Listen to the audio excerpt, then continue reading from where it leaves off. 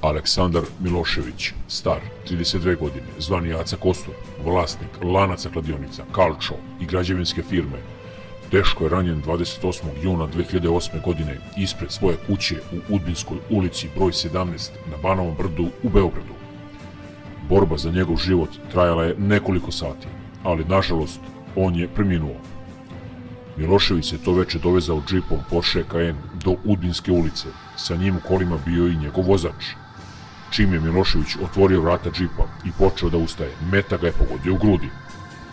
Prošao mu je kroz telo, krznuo vozača i zaustavio se u njegovom kuku. Napadač je pobegao, a pretpostavlja se da ga je u blizini saučesnik čekao u automobilu.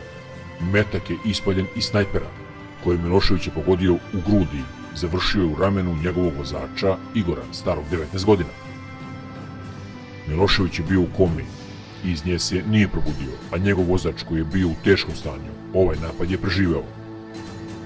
Miloševićevi prijatelji koji su bili u vozilu iza njegovog džipa kada su vidjeli da je pao, istrčali su iz svog automobila, teško povređenog Acu i vozača odvezli su u urgentni centar.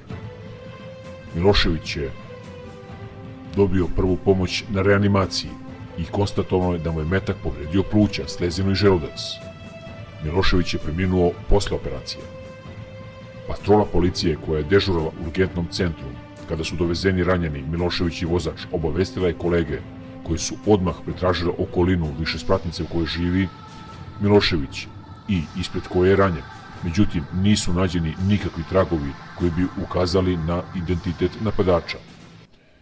Zgrada u kojoj Milošević stanuje obezbeđena je i u nju može da uđe samo onaj ko zna šifru ili ukoliko mu stanar automatski otvori vrata. Milošević je imao dosije u beogradskoj policiji. Zašto je neko pokušao da ga likvidira nije poznato, a operativci motiv traže u njegovim poslovima i privatnim kontaktima. Posebno su pod lupom njegovi građevinski poslovi i da li je sa nekim došao u sukob zbog preklapanja interesnih zona.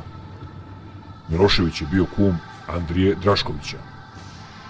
Široj javnosti Milošević je poznat kao gost popularnih mesta za izlazak. U trač rubrikama pisano je o njegovim navodnim vezama sa poznatim pevačicama. Likvidacija Aleksandra Miloševića nije rešena.